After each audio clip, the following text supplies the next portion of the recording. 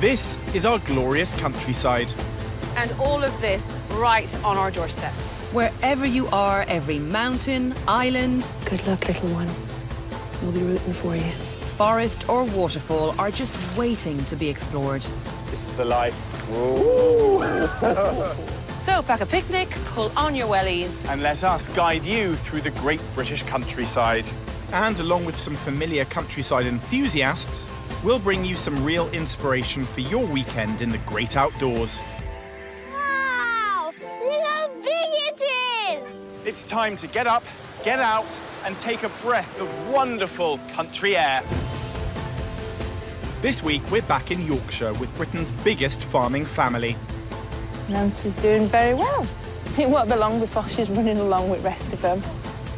And I'm in Somerset to sample the seafood that's causing a stir. The Porlock oysters. The true flavours of Exmoor. Yeah.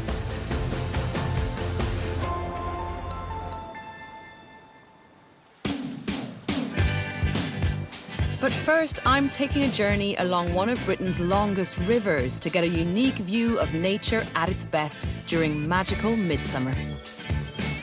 The majestic River Wye winds its way south over 130 miles to the sea from its source in the Welsh mountains. I'm joining it just upstream from Hay-on-Wye. Here, the river widens, giving us 80 miles of continuous canoeable waterway. My river adventure will include cocktails by the riverside and will hopefully end with a glimpse of one of Britain's most mysterious and elusive songbirds, the nightjar. Britain's rivers attract well over 1 million canoeists every year. It's easy to see why with a landscape like this. My guide on the Wye is Aubrey Fry. Aubrey, hi. Liz. How are you? Very well. Good Nice to see you. meet you. Good to see you too. I'm so looking forward to this. Good. Oh, you've got 2 paddles for yourself. Yeah. How come you've got 2 and I've only One's got for one? deep water and one's for not. I don't feel as special now. You can try one of my paddles. It takes 5 days to paddle the full length of this mighty river. But even on a day trip, there's plenty to discover here. This is just It's gorgeous, isn't it? stunning. Are you from around here? My family's been in this area for nearly 200 years, actually. I was basically brought up on the riverbank. Why is midsummer the absolute perfect time to be on the Wye? It's just bursting with life. From the grass to the insects, everything's just full of life. It's the best time of year, No without a doubt. question. There's something lovely about the sound of the water on the paddle. The song of the paddle. The song of the paddle. Indeed. I love it.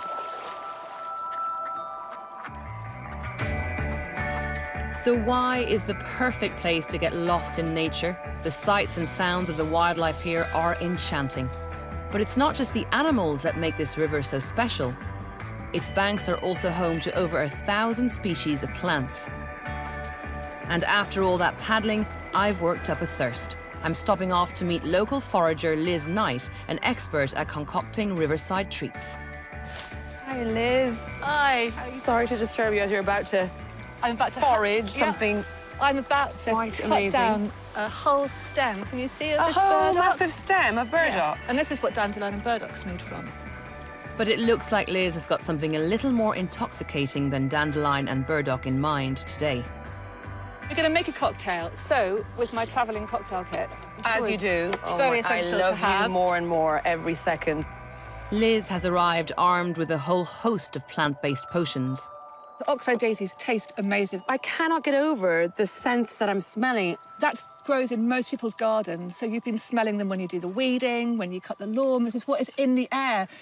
It feels like I'm home. It feels like my body's going, but of course you should be smelling these. What have you been doing living in a city? Yeah, that's very accurate. Yeah, it's I'm a scientist. Oh, I'm yeah. incredibly accurate. We've added Liz's favourite flowers, clover, and now it's time to add another choice ingredient, gin. Is that enough? maybe not. Should we all... a bit more? Oh, look at that. It's a thing of beauty. Down the hatch, chin chin. Cheers. It's glorious. Quite definitely the best cocktail I have ever had, and I like cocktails. I just got to go and find a field and lie down in it and fall asleep. I still have much more of the Wye left to explore. And there are thousands of miles of canoeable waterways in Britain, all waiting to be enjoyed.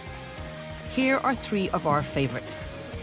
The Thames as it winds through the Oxfordshire countryside, the River Derwent in Cumbria, which offers a stunning fresh perspective on the Borrowdale Valley in the Lake District, and the Cocket as it meanders through Northumberland.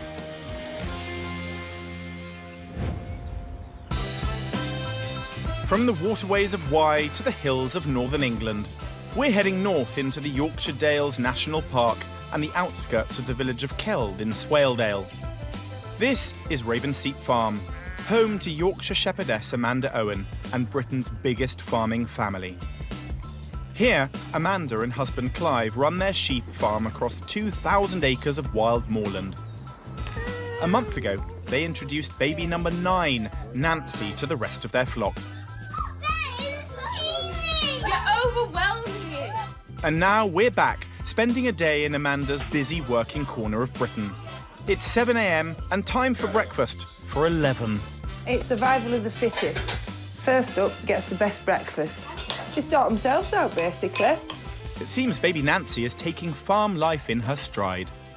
I'll put her down to sleep. One of the kids will be stroking her or something. I'll be like, no, leave her alone.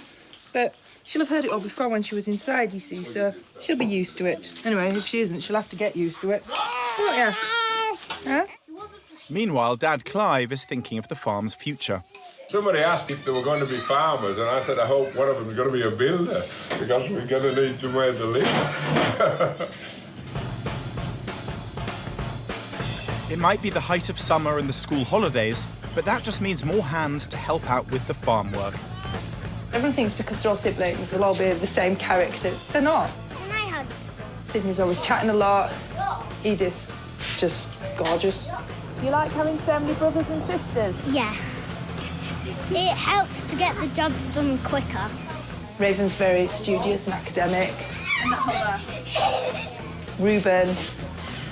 What would you say about Reuben's character, Clive? Full on, isn't it? Full on. Miles is a thinker. Miles is more happy in his own company. He's a bit more deep.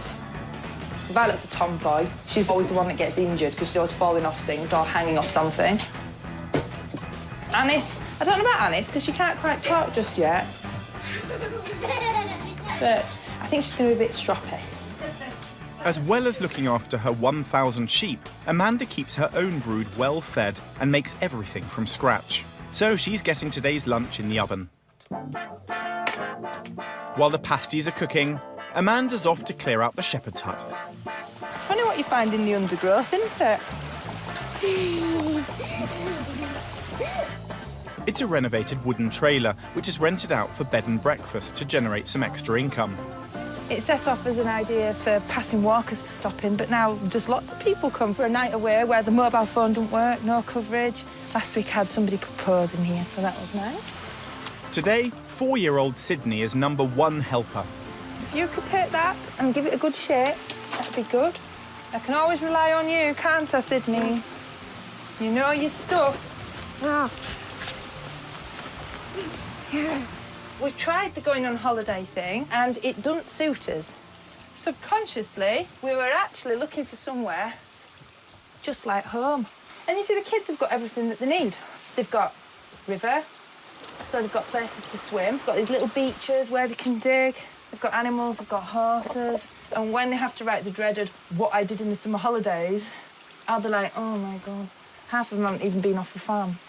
Oh, good lad, Sydney. Did you bring some logs down? Is there some more logs or not? That's enough. That's enough? Oh, OK, all right. If you say so, it's fine. Summertime isn't just playtime at Ravenseat, it's also hay time, when all hands are on deck to get the fields of hay baled in time for winter. And a sunny day like today is ideal baling weather. Right, into the Land Rover! Amanda's heading up to one of the farm's most remote fields to deliver lunch for Clive and his band of workers. It's your belly that keeps you back up, so I need to feed them well because we've got a lot of work to do. We've got a lot of small bales to throw. They say hay in the barn's like money in the bank. It's what you're going to feed all your stock through the hard winter. So it's a good feeling when you've got it and done it, but it's such hard work. Here we are.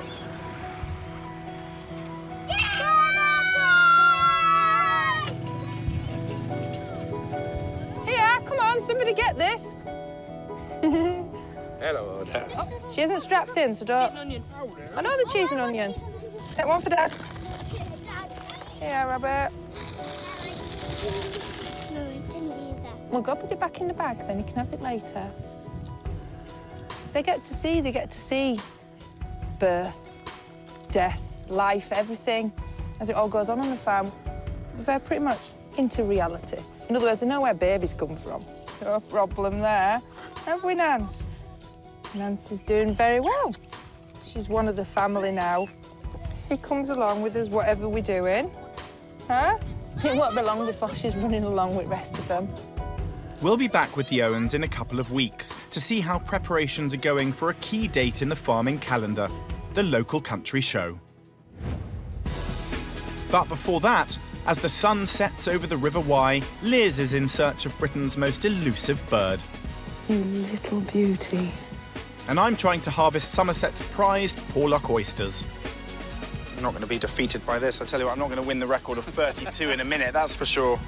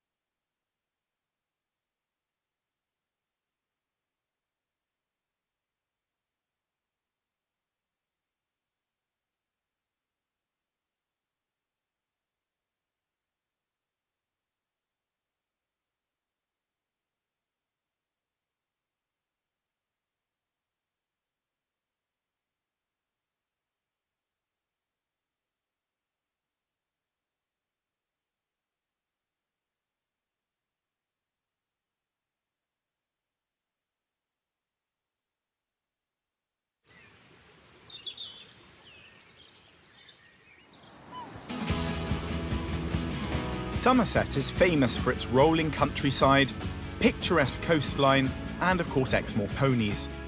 But it's also a county with a reputation for delicious fresh produce like cheeses and ciders. But today I'm heading to its north coast and the village of Porlock in Exmoor National Park to discover another traditional morsel we can all enjoy, and one that once again is being harvested here. Because 4 years ago, in a bid to boost the fortunes of the town, a local group of committed seafood lovers came together to reintroduce oysters. It had been over 100 years since they were last farmed in this bay. Hello, everyone. You must be Roger. Yes. Roger Hall is one of the founding members of the group set up to bring oysters back to Porlock. So these are the tables we're heading out to. How long have they been here for? These tables have been out here since the spring. We put them in about March. And further out to our left, we've got 80,000 oysters grown away. Are you proud when you see all of this? I can't believe it's happened. I really can't, because this just started as an idea sitting around a table 4 years ago. What can we do to help Porlock? And we've set up an oyster business. It's just unbelievable. In the 19th century, these oysters were a staple part of the diet here, but they were completely wiped out due to thieves stripping these beds in the 1890s. But now they're back. Tables have been attached to the seabed, bags of baby oysters placed there and left to grow in the tides until big enough to harvest. These oysters are only accessible at low water. In fact, Porlock has the second highest tidal range in the world. The water changes by 13.5 metres. What kind of oysters are these? These are Pacific oysters. Pacific oysters, and we're effectively in the Bristol Channel. Mainly because they take 3 years to grow to restaurant size. The English native oyster takes 5 years. This burgeoning cottage industry now employs 7 part-time staff and keeps all of the local restaurants well stocked in oysters. Hey, Andrew, how are you doing? Chef Andrew Dixon is thrilled to have them back on his menu. You must be quite good at shucking. Well, I've done plenty in my time, so I would like to think so. I believe there's a world championships for the number shucked. No, I'm not that good. You're not that good? No. OK. If you see on the end, there's a lip there. Yep. That's where you need to go in. Right. All right? See? There we go, you've got it. So you open it up, and then there's just a little muscle there. Is that perfect enough to eat now? Yes, it is, yes. Do I need to pay you for this, Roger? I'll let you have it this time. Let me have this one. For me, the best way to eat it is to chew it. Because that's interesting, because some people think you should just swallow it down in one. You're not getting the full flavour of the oyster. Raw oysters taste a little like a mouthful of the ocean.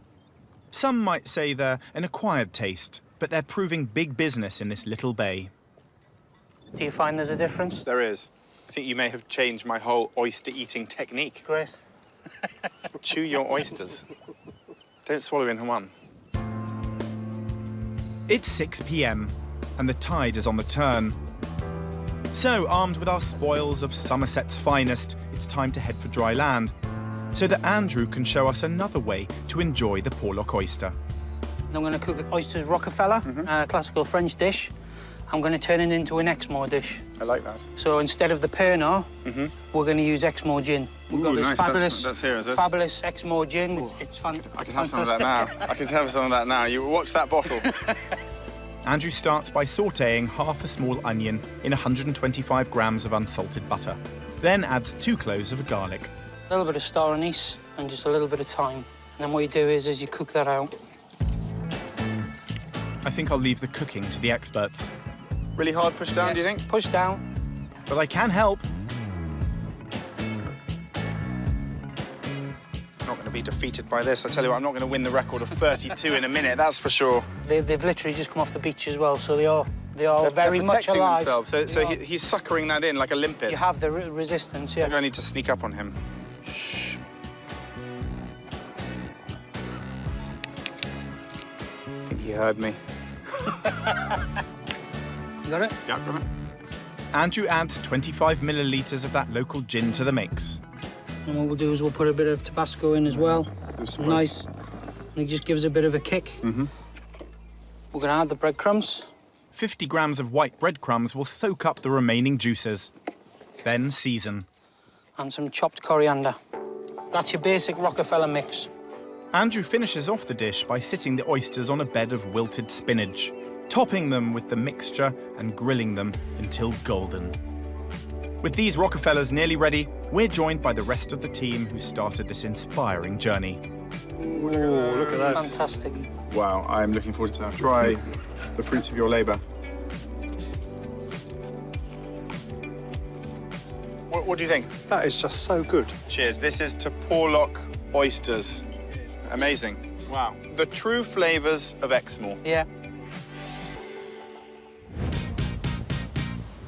With so much stunning coastline, we really are spoilt for choice when it comes to sampling seafood.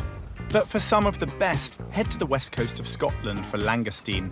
There's Conway in North Wales, famed for its mussels. And back in the West Country, Cornwall is the perfect place to sample lobsters.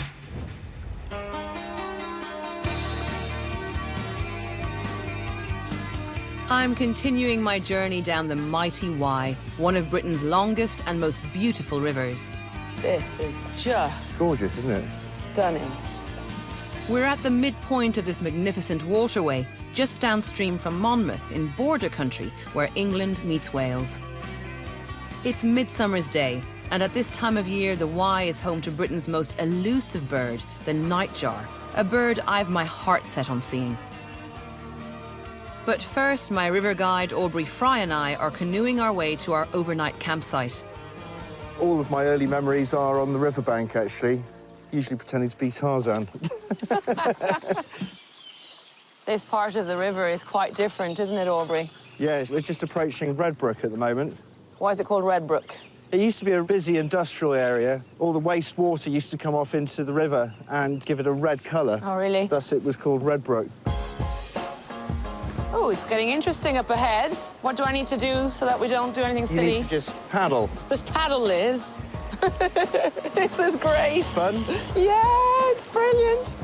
With our canoe journey nearly at its end, it's time to make camp on the bankside. Yeah, up and over. As dusk falls, I'm getting the chance to try and witness a rare summer visitor that only emerges after dark. Amongst the heathlands bordering the Wye Valley, the elusive nightjar is gearing up for its nightly courtship displays. And if I'm really lucky, I'll get to see it and hear it. Only 4 in 100 of us have ever seen a nightjar in the wild, but I'm hoping to raise those odds this evening. I'm heading to the Beacon Hill Nature Reserve, which is just a short hop from our campsite. Andy Carron from Gwent Wildlife Trust feels confident we'll see a nightjar this midsummer's night. They've come quite a long way, haven't they? Yep, all the way from Africa. So they'll have probably arrived here late April, early May, having flown all the way up from Africa, and they'll be here until probably August time. Around 4,500 pairs of nightjars spend their summers in the UK, and 2 of those pairs nest in this reserve. When you came out here this year to start studying them, was this the first time you'd heard the nightjar chirring, or no? You'd heard It's it the first time I'd heard it here. I presume it never gets tired. No. If I lived near here, I'd probably be out here every night just having a stroll and listening to them. As darkness falls, most of Britain's birds turn in for the night, but not the nightjar. We can only hope these mysterious birds will make an appearance tonight. What's that? What's that up there? What's that? What's that? Right there, flying bird. It's a nightjar. It's a nightjar. Yeah? Yeah, well spotted. I can't believe I saw a nightjar. Nightjars have a unique call. As they begin to take flight in search of food, their song soon fills the night air. He's at the very top of the fork of the tree. There you go again. You little beauty. Cute little...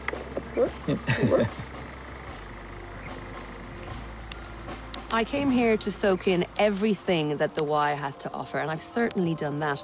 But I was really excited about seeing a nightjar, and I didn't see 1, I saw 4. And it just goes to show you don't have to leave this country to have the most extraordinary encounters with nature. I wish that I could fly above the trees. Next time, I'm in Galloway in search of one of our rarest mammals. Oh, there's like loads going on. It's savoury, marmite. I'm heading to Yorkshire and into one of Britain's deepest caves. It's an assault of the senses to come so far down, look at that. And we're at the Cotswold home of actress Angela Griffin as she cooks up a family favourite using local produce. Anywhere I please. Ah,